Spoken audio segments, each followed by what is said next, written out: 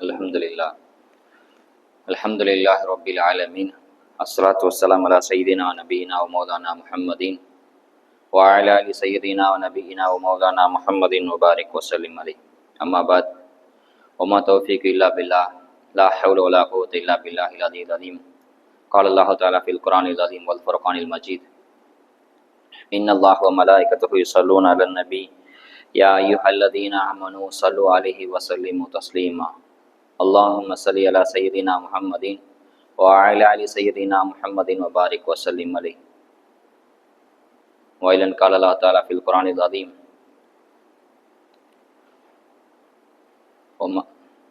سبحانك لا علم لنا إلا ما علمتنا إنك أنت العليم الحكيم.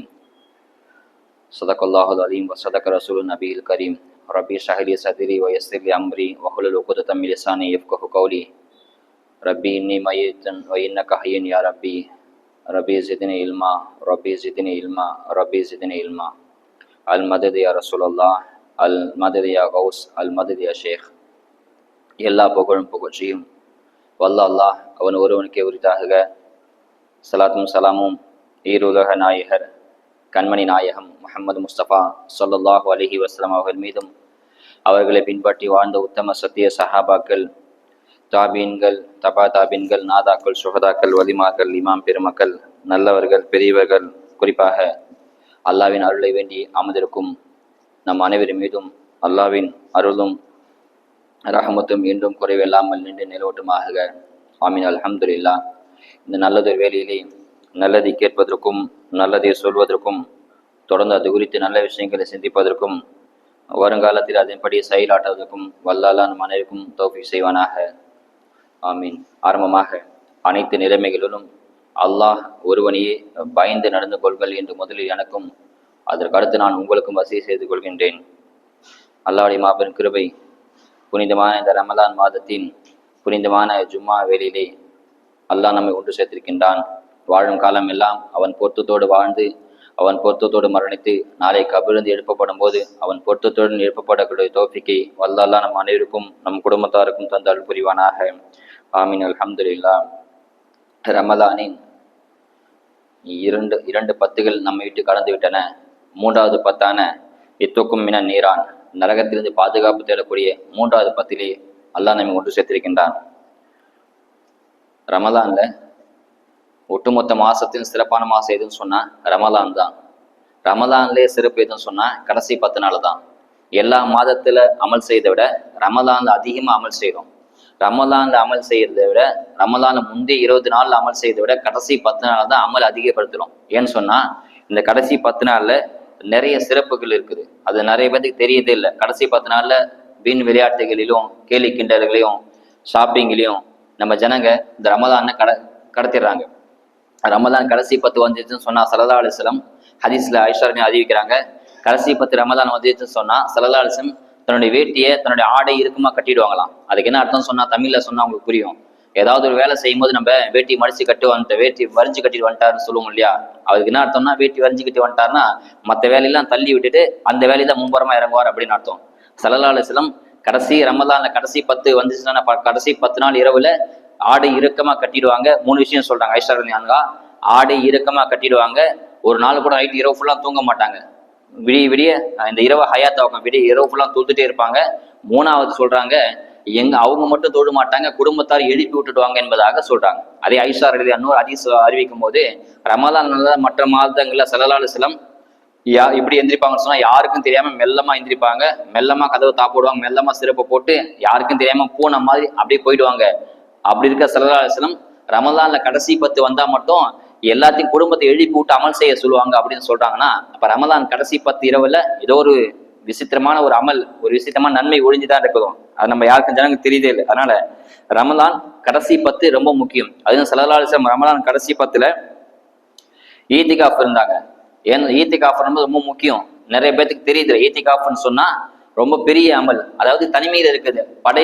படைப்பினைகள் தொடர்பை துண்டித்து படைத்தவன்பால் தொடர்பு நெருக்கிறதுக்கு பேர் ஈத்திகாஃப். அதாவது உலகத்துல எல்லா தொடர்பையும் துண்டிச்சுட்டு உலக நம்மளை படிச்சு பரிபாக அல்லாஹ் நெருங்கிறதுக்கு பேர் தான் ஈத்திகாஃப். ஈத்திகாஃப் ரொம்ப முக்கியமான ஒரு அமல். ஏன்னா நிறைய இமாம்கள், நிறைய வலிமார்கள், நிறைய நபிமார்கள் அல்லாஹ் நெருக்கத்தை பெற்றது எப்பன்னு சொன்னா தனிமையில் தான் பெற்றாங்க. ஸல்லல்லாஹு அலைஹி வஸல்லம் ஏதோ இருந்தாங்க, கோயில் இருந்தாங்க, வஹி வந்துச்சுன்னு கிடையாது. கிட்டத்தட்ட 5 வருஷமா அந்த குகையில இருந்தாங்க. வரலாறு பார்த்தா நமக்கு தெரியும். 5 வருஷமா 35 வயசுல சலாசம் அந்த குகைக்கு போனாங்க. அந்த குகையை பார்த்தா தெரியும், நின்றாலே தலையிடிக்கும், குனிஞ்சுதான் போன. எப்படி சலாசம் இருந்தாங்கன்னே ஆச்சரியமான விஷயம். அந்த குகைக்குள்ள கிட்டத்தட்ட 5 வருஷமா தனிமையிலே இருந்தாங்க. அதுக்கப்புறம் தான் 40ஆவது வயசு தான் ஜிப்ரீல் அலைஹிஸ்ஸலாம் இறங்கினாங்க. நபித்துவம் பட்டத்தை சலாசம் 40ஆவது வயசு தான் வாங்கினாங்க. கிட்டத்தட்ட 5 வருஷம் ஹல்வத் என்ற கூட தனிமையிலே இருந்தாங்க. அப்பதான் அல்லாஹ் அடைஞ்சாங்க. இப்ராஹிம் அலைஹிஸ்ஸலாமும் ரொம்ப வருஷமா தனிமையிலே இருந்தாங்க. அல்லாஹ்வை தேடினாங்க. அல்லாஹ்னா யாரு? நம்ம ஒரு குர்ஆன் நம்ம ஆயத்து பார்ப்போம் இல்லையா? சந்திரனை பார்த்தாங்க, இது அல்லாவா? அப்புறம் நிலாவை பார்த்தாங்க, சூரியனை பார்த்தாங்க, இதுதான் என் ரப்பு, ஹாதா அக்பர், ரொம்ப பெருசா இருக்குது அப்படின்னு சொன்னாங்க. பார்த்தா அது மறைஞ்சு போச்சு. காலையில சூரியன் மறைஞ்சு போச்சு, சந்திரனை மறைஞ்சு போச்சு. அப்புறம் சந்திரனை பார்த்தாங்க, நிலாவும் மறைஞ்சு போச்சு. மறைக்கூடியது என் ரப்பா இருக்காதுன்னு சொன்னாங்க. அப்புறமா சூரியனை பார்த்தாங்க. சூரியனை பார்த்து ஹாதா அக்பர், இது ரொம்ப பெருசா இருக்குது, இதுதான் என் ரப்பா இருக்கும் அப்படின்னு சொன்னாங்க. ஒரு கட்டத்தில் சூரியன் மறைஞ்சு போனதுக்கு அப்புறம் மறையக்கூடியவன் என் ரப்பா இருக்க மாட்டான், என்றவே மறையாதவன் தான் என் ரப்பு அப்படின்னு சொல்லி அல்லாஹ் அடைஞ்சாங்க. இப்படி நிறைய நபிமார்கள், நிறைய வலியும் கௌஸ் ஆலம், மொஹிதீன் அப்துல் கஜீலானி அவங்க எல்லாத்தையும் விட்டு வனாந்தரத்துக்கு போயிட்டாங்க, காட்டுக்கு போனாங்க. சதித்து நிறைய பார்ப்போம். இந்த தனிமை எங்க கிடைக்கும்னு சொன்னா ஈத்திகாஃப்ல கிடைக்கும். அதுதான் ஈத்திகாஃப் ரொம்ப முக்கியம். ஸல்லல்லாஹு அலைஹி வஸல்லம் 7 பேருக்கு நாளைக்கு அரிசிக்கு நிழல் கிடைக்கும் அப்படின்னு சொன்னாங்க. அந்த 7 நபர்ல 2 பேர் ஈத்திகாஃப்ல இருந்தா கிடைச்சிடும். ஒண்ணு தனியாக இருந்து அல்லாஹ்வை நினைச்சு அழுகிற மனிதன், தனியாக இருந்து அல்லாஹ் நம்ம செஞ்ச பாவத்தை நினைச்சு அல்லாஹ்வுக்கு வேண்டி அழுகுறாங்க பாத்தீங்களா, அந்த நபரை நாளைக்கு மறுமையில நிழலே இல்லாத அந்த நாள்ல அரிசிக்கலால நிழல தருவான். 2வது பள்ளியில உள்ளத்தை லயிக்கக்கூடிய மனிதர், எங்க இருந்தாலும் அடுத்த தொழுகைக்கு வரலுமே, பள்ளிவாசல் டைம் ஆயிடுமே, பாங்க சொல்ல டைம் ஆயிடுச்சு அப்படின்னு பள்ளிவாசல் தொடர்புல இருக்காரு பாத்தீங்களா, அவருக்கும் அல்ல அரிசிக்கு நிழல தரான். இப்படி அந்த ரெண்டு சிஃபத் இந்த ஈத்திகாஃப்ல கிடைச்சிரும். அதனால ஈத்திகாஃப் ரொம்ப முக்கியம். சில சுன்னத்தை ஸல்லல்லாஹு அலைஹி வஸல்லம் விட்டுருக்காங்க. உதாரணமாக இஷ்ராக் தொழுகை தொடர்ந்து தொழுதாங்கன்னு சொன்னா தொடர்ந்து தொழு மாதிரி ஹதீஸ் கிடையாது. என்ன என்னைக்குன்னா அவனை விட்டுருப்பாங்க. ஆனா தொடர்ந்து செய்த அமல் அப்படின்னு சொன்னா இந்த சில அமல்கள் தொடர்ந்து செஞ்சுட்டு இருக்காங்க. உதாரணமா மிஸ்வாக் இருக்கு இல்லையா, சல்லாசம் சக்ராத் காலி மிஸ்வாக் செஞ்சாங்க. ஃபஜ்ர் முன் சுன்னத் இது வரைக்கும் விட்டதே கிடையாது. இப்படி சில சுன்னத்துகள் இருக்குது. அப்படி ஒண்ணுதான் இந்த ஈத்திகாஃப். ஈத்திகாஃப் சொல்லும் போது ஈத்திகாஃப் சல்லாசம் இது வரைக்கும் வாழ்நாள் விட்டதே கிடையாதான். எல்லா வருஷமும் வச்சாங்க, 2 வருஷத்தை விட்டுட்டாங்க. ஃபதஹு மக்கா ஹிஜ்ரி 8ல அப்ப விட்டுட்டாங்க, அந்த சந்தர்ப்பம் கிடைக்கல. ஆனா அதையும் சபால் மாசம் கலா செஞ்சுட்டாங்க. இன்னொரு கடத்த ரமலான்ல மனைவிகள் சில சலசலப்புனால ஈத்திகாஃப் விட்டுட்டாங்க. அது சம்பவம் உங்களுக்கு ஏற்கனவே நான் சொல்லியிருக்கிறேன். ஈத்திகாஃப் இருக்கும்போது அப்ப பள்ளிவாசல்ல பெண்கள் வரக்கூட அனுமதி இருந்துச்சு. ஆயிஷா கேட்டாங்க, நானும் ஈத்திகாஃப் இருக்கட்டான்னு கேட்டாங்க. சுருக்கமா சொல்றேன். ஆயிஷா கேட்டாங்க, சரிம்மா நீ ஈத்திகாஃப் இருந்துக்க அப்படின்னு சொல்லி வெளியில போயிட்டு வந்தா சலாசம் ஆயிஷாக்கு மட்டும் ஈத்திகாஃப் அனுமதி தந்தாங்க. அப்ப அந்த டைம்ல கரண்ட்ல 9 மனைவி சலாசம் கூட இருந்தாங்க. 9 பேரும் ஈத்திகாஃப் இருந்துட்டாங்க. 9 மணி ஆள் ஒரு டென்ட் அழிச்சு பள்ளியாசி ஈத்திகாஃப் இருந்துட்டாங்க. சலாசம் வந்து பார்த்தா நம்ம ஐஷாக்கு மட்டும் தான் அனுமதி தந்தோம், எல்லா மனைவியும் பொது அனுமதி எடுத்துக்கிட்டு எல்லாரும் ஈத்திகாஃப் வந்துட்டாங்க. இது பெரிய போன பிரச்சனை பண்ணு சொல்லு, நான் ஐஷாட்ட போய் நீ ஈத்திகாஃப் இருக்க கூடாது அப்படின்னு சொன்னா வாக்கு மீறின மாதிரி ஆயிடும். மனுஷர் மாதிரி சலாசம் கிடையாது, வாக்கு மீற மாட்டாங்க இல்லையா. அதுக்கப்புறம் மத்த மனைவி 8 மனைவிட்டு போய் நான் உனக்குலாம் அனுமதி கொடுக்கல, ஐஷாக்கு அனுமதி கொடுத்தேன்னு சொன்னா மத்த மனைவி மனசும் கஷ்டப்படும். ஆனா சலாசம் ஒரே விஷயத்த செஞ்சாங்க. இது ஐசாவுக்கும் வாக்கு மீறக்கூடாது, மத்த மனைவி கஷ்டப்படக்கூடாது. அதுக்கு என்ன பண்ணலாம் சொல்லி ஒரே சமயோக புத்தின்னு சொல்லுவாங்க இல்லையா. சலாசம் சொன்னாங்க, இந்த வருஷம் ஈத்திகாஃப் இல்ல அப்படின்னு சொல்லிட்டாங்க. ஒரு வார்த்தையில எல்லா கூடாரும் பிரிச்சு போட்டு எல்லாம் வீட்டுக்கு போயிட்டாங்க, எல்லா பெண்மணியும். இப்ப அந்த டைம் ஈத்திகாஃப் இருக்குல்ல, அதனால அதுக்கு அடுத்த வருஷம் சலாசம் ஹதீஸ்ல பார்த்தா தெரியும் 20 நாள் ஈத்திகாஃப் வந்தாங்க. கடைசி 20 நாள் ஈத்திகாஃப் வந்தாங்க. இப்படி ஈத்திகாஃப எந்த வருஷமும் சலாசம் விட்டதே கிடையாது. அப்படிப்பட்ட உன்னதமான சுன்னத்து தான் ஈத்திகாஃப். ஈத்திகாஃப் நிறைய நன்மையை ஹதீஸ்ல நேரடியா நன்மை பார்த்தா கிடையாது. ஈத்திகாஃப்க்கு இப்படி நன்மை அப்படின்னு ஒரு சஹீஹான ஹதீஸ் கிடையாது. ஆனா பல நன்மைகள் இந்த ஈத்திகாஃப்ல கிடைக்கும். உதாரணமா சொல்ல போனா ஒரு தொழுகையை சும்மாவே உட்காந்துருக்காரு. ஆனா அதுக்கு ஒழு முறியாம உட்காந்து நிபந்தனை ஒழு முறியாம இருக்கலாம். ஒழு முறியாம பள்ளிவாசத்தை சும்மா உட்காந்துதான் சொன்னா மலக்குகள் அவருக்காக துவா செய்கிறாங்க. அல்லாஹும் மக்ஃபிர் லஹு வர்ஹமு, எல்லா இவர் மன்னிச்சிரு, இவர் பாவத்தை மன்னிச்சிரு, இவருக்கு ரஹமத் செய்யுன்னு சொல்லி மலக்குகள் துவா செய்யறாங்க. அந்த நன்மை ஈத்திகாஃப்க்கு கிடைச்சு போயிடும். பொதுவாக ஈத்திகாஃப் ஒழுவோட தான் இருப்பாங்க. 2வது சொல்றாங்க, யார் அசட்டு மகரிப் பள்ளிவாசலே உட்கார்ந்து இருக்கிறாங்களோ, ஒழுவோட உட்கார்ந்து இருக்கிறாங்களோ அவங்களுக்கு ஒரு ஹதீஸ்ல 8 அடிமைன்னு வருது, இன்னொரு ஹதீஸ் 4 அடிமைன்னு வருது. அடிமை உரிமைட்ட நன்மை அல்லாஹ் தரான்.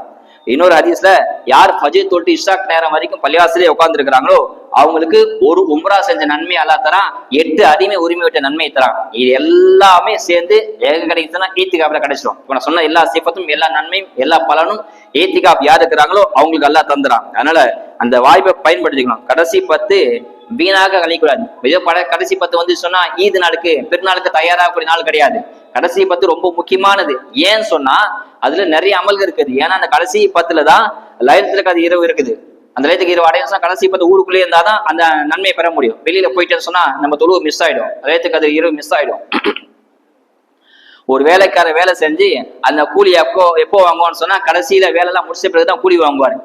கூலி வாங்கக்கூடிய நாளும் இந்த கடைசி 10 தான் இருக்குது. நீங்க அப்ப போய் இது பர்ச்சேஸ் போறேன் அங்க போறேன் இதை வாங்குறேன் அதை வாங்க சொல்லி அசல்ல கோட்டை விட்டக்கூடாது. அதனால கடைசி 10 ரமலான்ல ரொம்ப முக்கியமானது கடைசி 10 தான். அல்லது சுப்ஹானல்லாஹ் வாய்ப்பை சரியா பயன்படுத்திக்கணும். வாய்ப்பை தவற விட்டுன்னு சொன்னா திரும்ப கிடைக்காது. அடுத்த ரமலான் வரும், அதுக்கு அடுத்த ரமலான் வரும், 2027 வரும், 28 வரும். உலகம் அழியும் சொல்லுவாங்க, 2000 அழிஞ்சுன்னு சொல்லுவாங்க, 22 அழிஞ்சுன்னு சொன்னாங்க. சொன்னவங்க அழிஞ்சு போனானே தவிர உலகம் அழியல. உலகம் அவ்வளவு சீக்கிரம் அழியாது, அதுக்குன்னு நேரம் காலம்லாம் இருக்குது. ஆனாலும் ரமலான் அடுத்த வருஷம் வரும். ஆனா நம்பர் உமான்னு நமக்கு அல்லாஹ்க்கு தான் தெரியும். அல்லாஹ் ஆயுள் யாருக்கு எவ்வளவு வச்சிருக்கான்னு தெரியாது இல்லையா? அதனால இருக்கக்கூடிய ரமலான சரியா பயன்படுத்திதான் புத்திசாலித்தனம். அதனால இன்னமும் சொற்ப நாள் தான் இருக்குது. இதையும் நீங்க பயன்படுத்தி விட்டுட்டீங்க சொன்னா நம்மளோட துர்பாக்கியசாலி உலகத்துல வேற யாருமே கிடையாது. ரமலான சரியா பயன்படுத்திங்க. ஒவ்வொரு செகண்டும் நமக்கு கோல்டு ஆப்ஷனுடைய மாதிரி தங்கம் கிடைக்கிற மாதிரி. அதனால ரமலான சரியா மீதி கூட சொற்ப நாள அழகாக பயன்படுத்திட்டு அல்லாஹ்வுடைய மஃபிரத் பிறகு தௌஃபீக் அல்லாஹ் தந்து அருள் புரிவானாக. அடுத்து உலகமே வியந்து பார்க்கக்கூடிய ஒரு அமல் தெரியுமா? மற்ற சமுதாயம் கூட இப்படி ஒரு அமல் இந்த இஸ்லாத்தில் இருக்குது அப்படின்னு சொல்லி எல்லா பணக்காரரும் எல்லா ஏழைகளும் எல்லா தரப்பினரும் ஆச்சரியப்படக்கூடிய ஒரு அமல் இஸ்லாத்தில் இருக்குன்னு சொன்னா அதுக்கு பேர் தான் ஜகாத். மிகப்பெரிய ஒரு உன்னதமான அமல். தொழுகைக்கு அப்புறம் அடுத்து ஒரு முக்கியமான இதுன்னு சொன்னா ஜகாத் தான். இஸ்லாத்து 5 கடமை, 5 கடமையில தொழுகைக்கு அப்புறம் அடுத்து இதுன்னு சொன்னா ஜகாத் தான். அதுக்கப்புறம் தான் ஹஜ்ஜி குர்பானி எல்லாமே. ஜகாத் அவ்வளவு முக்கியமான விஷயம். பொதுவாகவே ஜக்காத்தா இருக்கட்டும் தர்மமா இருக்கட்டும் அதுக்கு சொல்லக்கூடிய நன்மையை பார்த்தோம் சொன்னா அது பட்டியல் நீண்டுகிட்டே போகும். சுருக்கமா ஒன்று நன்மை தரேன். யார் தர்மம் செய்யறாங்களோ, தர்மமா இருக்கட்டும் ஜக்காத்தா இருக்கட்டும், யார் கொடுக்குறாங்களோ அவங்க சோதனை விட்டு அல்லாஹ் தஆலா பாதுகாப்பு தரான். உலகத்தில் இருக்கிற சோதனைகளை விட்டு அல்லாஹ் பாதுகாப்பு தரான். சோதனை வராமல் அல்லாஹ் பாதுகாக்கிறான். யார் ஜக்காத்தை கொடுக்குறாங்களோ திஜாரத் அல்லாஹ் அல்லாஹ் சொல்றான் அது என் கூட செய்யற வியாபாரம் மாதிரி. நம்ம வியாபாரம் செய்யும், ஒரு பொருளை ஒரு மல்லிகை கடை வைப்போம், கறி கடை வைப்போம், ஒரு ஏதாவது ஒரு பிசினஸ் துணி கடை வைப்போம். அதுல லாபம் கிடைக்கலாம், கிடைக்காம போகலாம், திவாலா ஆகலாம், மோண்டி ஆகலாம், ஒண்ணுமே இல்லாம ஆகலாம். ஆனா இந்த ஜகாத்துக்கு பாத்தீங்களா இது அல்லாஹ் கூட செய்யற வியாபாரம். ஒரு காலம் நஷ்டம் என்பதே கிடையாது, ஃபுல்லா டோட்டல் லாபம் தான். ஹதீஸ்ல வந்து ஜகாத் அல்லாஹ் நீங்க உலகத்துல ஆட்டுக்குட்டி வளர்க்குறீங்க இல்லையா, ஆட்டுக்குட்டி கன்றுக்குட்டி வளர்க்குறீங்க இல்லையா, அந்த மாதிரி ஜகாத் பண்ண அல்லாஹ் மறுமையில வளர்த்துக்கிட்டே வருவான். ஒரு பெரிய உகது மாலைக்கு நமக்கு ஜகாத் நீங்க கொடுத்த ஜகாத்துக்கு அல்லாஹ் நன்மையை வாரி வாழ்வான் என்பதாக ஹதீஸ்ல வருது. ஜகாத்துக்கு அவ்வளவு நன்மை அல்லாஹ் தரான். சொல்றான் அல்லாஹ் குர்ஆன் யம்ஹகுல்லாஹு ரிபா வயர்பி ஸதகா.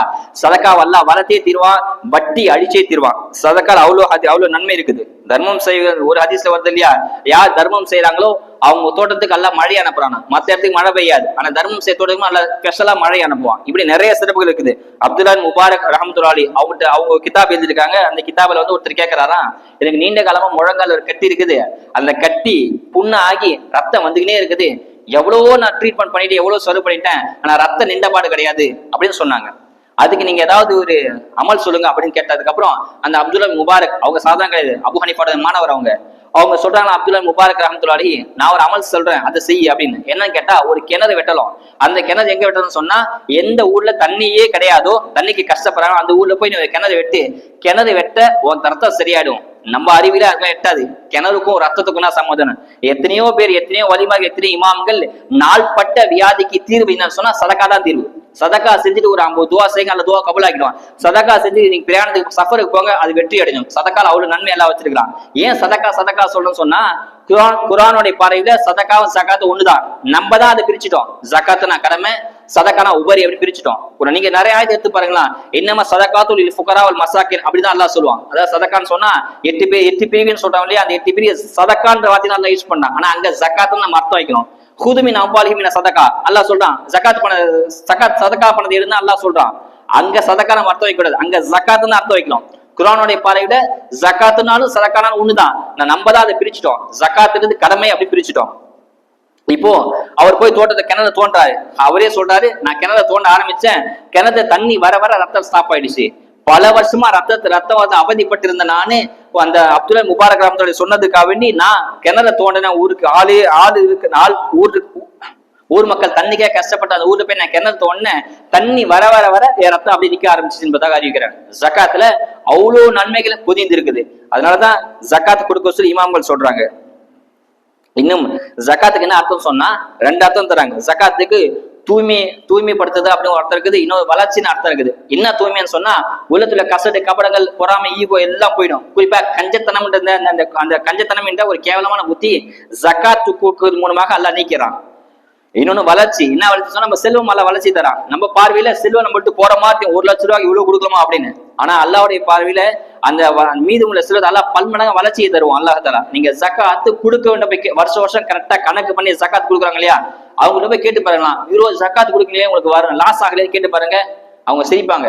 எப்படிங்க லாஸ்? இது அல்லாஹ் கூட செய்யற வியாபாரம், எப்பயுமே லாஸ் ஆகாது. ஜகாத்து கொடுத்துட்டு போய் கேட்டு பார்த்தீங்க சொன்னா அதோட மதிப்பு வேல்யூ நமக்கு புரிய வரும். அதனால கொடுக்கலாம். கொடுக்கறது ஒரு டேஸ்ட் இருக்குது, கொடுக்கறதுல ஒரு டேஸ்ட் இருக்குது, அது நமக்கு தெரியல.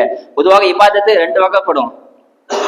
நான் இப்போ நேற்று கூட தராவி பயணம் சொன்னேன். இபாதத்துல உடல் சார்ந்த இபாதத்து இருக்குது, ரூஹு சார்ந்த இபாதத்து இருக்குது. உடல் சார்ந்த இபாதத்துனா நம்ம சாப்பிட்டா உடல் சந்தோஷப்படும்.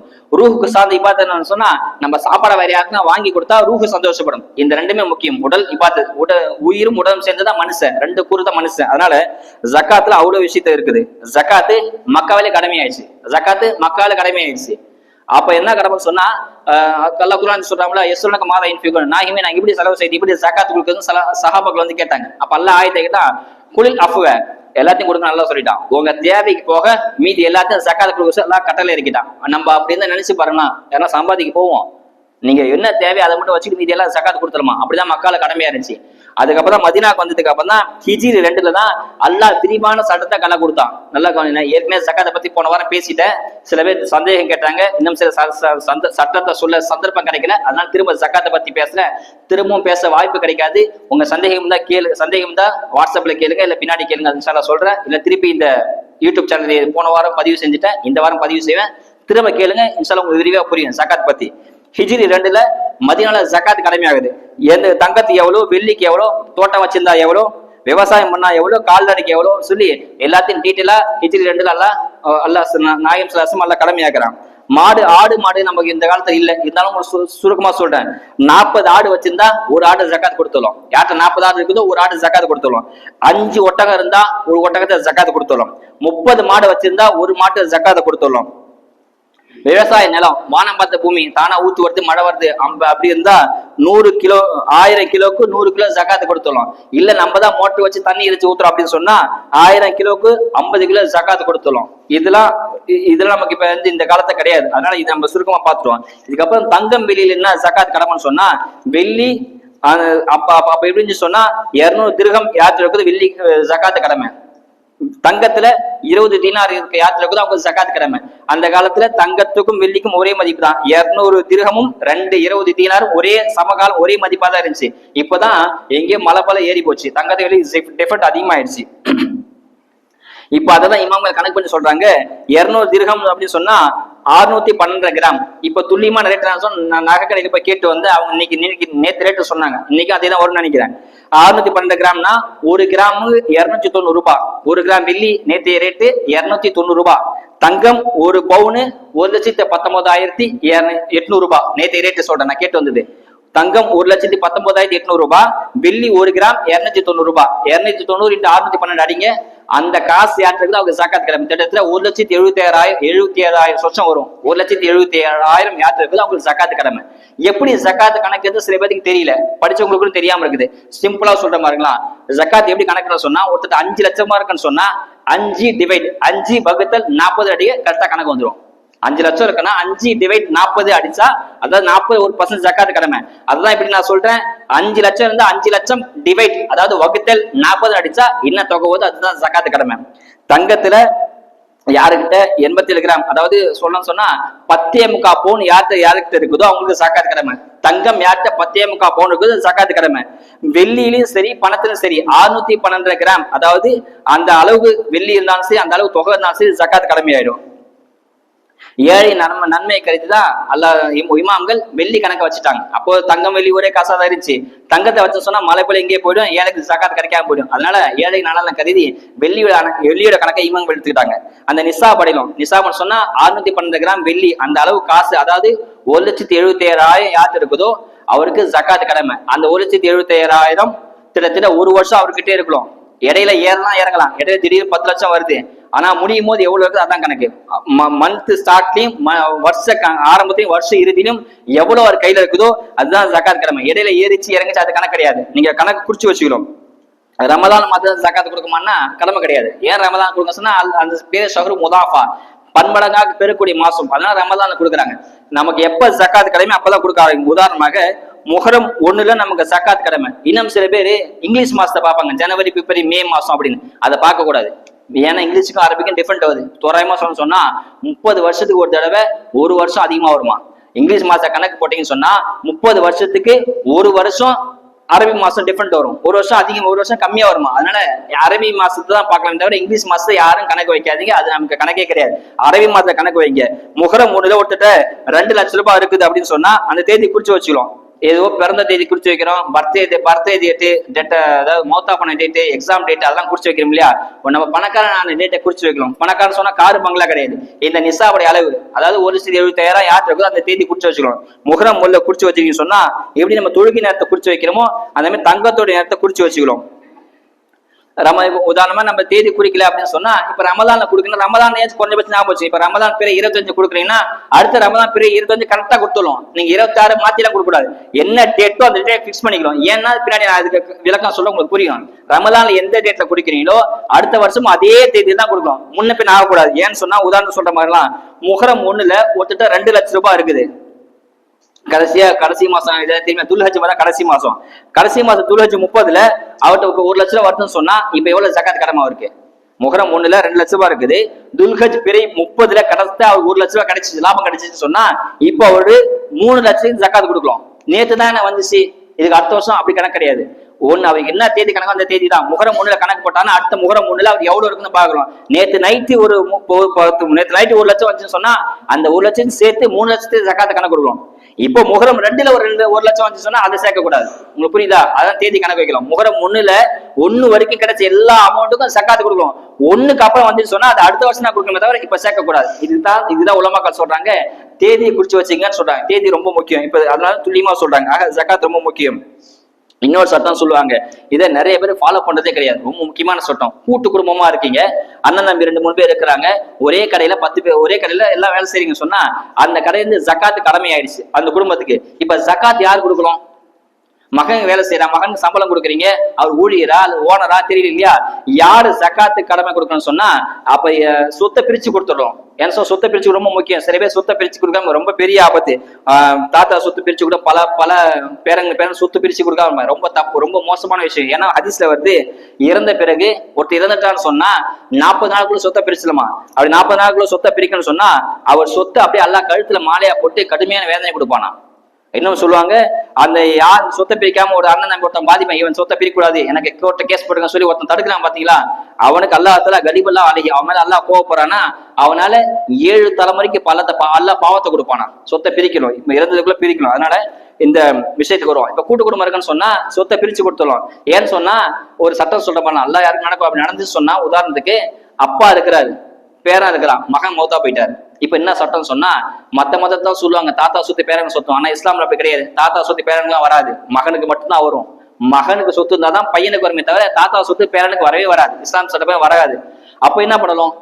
உதாரணத்துக்கு அவர் மௌத்தா போயிட்டாரு, இப்ப பேரன் சொத்தே கிடையாது. ஊர் மக்கள் எல்லாம் சொல்லுவாங்க, அவர் தான் கடையை வளர்த்து, அவர் தான் கடையை டெவலப் பண்ணது, இவர் தான் உருவாக்குறது, இவர் செத்து போயிட்டாரு, மௌத்தா போன பையனுக்கு கொடுக்கூடாதுன்னு கொடுக்கூடாது. இஸ்லாம் சட்டம் அப்படிதான் சொல்லுது. இஸ்லாம் யாருக்கும் அநீதிலாம் இழைக்கல. யாரு நெருங்கிய சொந்தமோ அவங்களுக்கு தான் சொத்து கடமை. இதை பத்தி டீப்பா இன்ஷால்லா இன்னொரு சும்மால பேசுவோம். யார் தாத்தா இருக்க பையன் மௌத்தா போயிட்டான், பேரன் இருக்கான்னு சொன்னா பேரனுக்கு சொத்து வராது. அப்ப என்ன பண்ணணும்னு சொன்னா வசீத் அப்படின்ற ஒரு சிஸ்டத்தை எல்லாம் கொடுத்துருக்கான். வசீத் பண்ணிடலாம். தாத்தா வந்து என் பேரனுக்கு இந்த சொத்தை நான் 3ல ஒரு பங்கு கொடுக்குறேன்னு சொன்னா வசீத் பண்ணிடலாம். இதனாலதான் சொல்றாங்க, இருக்கும் போதே ஜக்காத்தை பிரிச்சுடும். பிரிச்சுன்னு சொன்னா யாருக்கு ஜக்காத் கிடைமை குடும்பம் கூட்டு குடும்பம் ஒன்னா ஒத்தமா இருந்து ஜக்காத் யாருன்னா ஒத்து கொடுத்தாலும் பெரிய பாதிப்பாயிடும். அதனால இருக்கும் போதே இவருக்கு இந்த கடை இருந்து பிரிச்சு எழுதி கொடுத்தோன்னு சொன்னா ஜக்காத் யார கடமை அவங்க கொடுப்பாங்க. இது நிறையவே பார்க்கறதே இல்லை. ஜக்காத் கடமையாக்கு அரபியில மில்கியத் அப்படின்னு சொல்லுவாங்க. அதாவது அந்த கடை யாருக்கு உரிமையோ அவருக்கு தான் ஜக்காத் கடமை.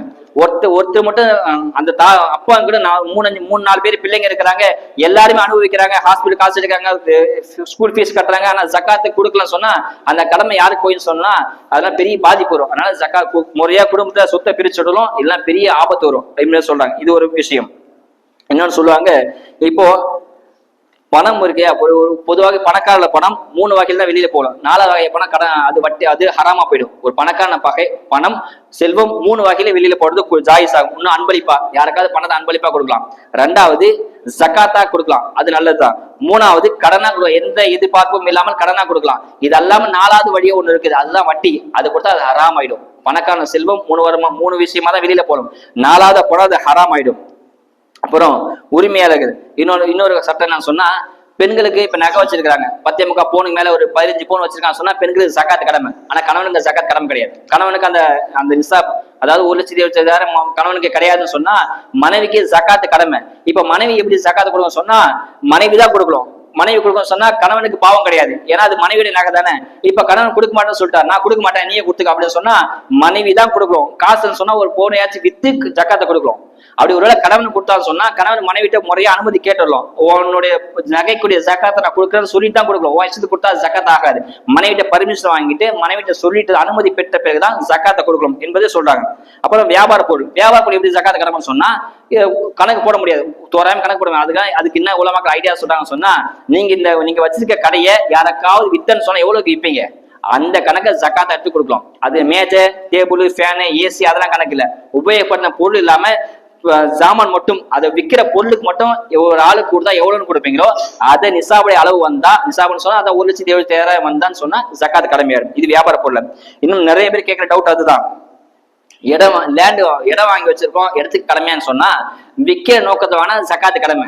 விற்கிறோம், அதாவது ரேட் ஏறிச்சுன்னா விற்கலாம் அப்படின்னு சொல்லி வாங்குறாங்க மதியா. உதாரணமா ரயில் எஸ்டேட் பண்றாங்க பாத்தீங்கன்னா அவங்களுக்கு ஜக்காத்து கடமை. இன்னும் சில பேர் ஏழை கடனை வாங்கி இடம் வாங்கி வச்சிருப்பாங்க, பிற்காலத்தை பாத்துக்கலாம் நம்ம பிள்ளைக்கு பிரிச்சு கொடுக்கலாம் அப்படின்னு சொல்லி வாங்கினா ஜக்காத்து கடமை இல்ல. விற்கிற நோக்கத்துல வாங்கினா ஜக்காத்து கடமை இல்ல, பாத்துக்கலாம் பின்னாடி யூஸ் ஆகும்னு சொல்லி எவ்வளவு பல வருஷம் இருந்தாலும் ஜக்காத்து கடமை கிடையாது. அதனால நிலத்தவங்க ஜாக்கிரதையா இருக்கணும். 2வது அடகு வைக்கிற நகைக்கு ஜக்காத்து கடமை அப்படின்னு கேட்கறாங்க. பொதுவாக இஸ்லாத்து நகை அடகு இது ஹராம், ஏன்னா அது வட்டி தான் வருது, அடகு வைக்க கூடாது. இந்த அது மூட்டிடுங்க.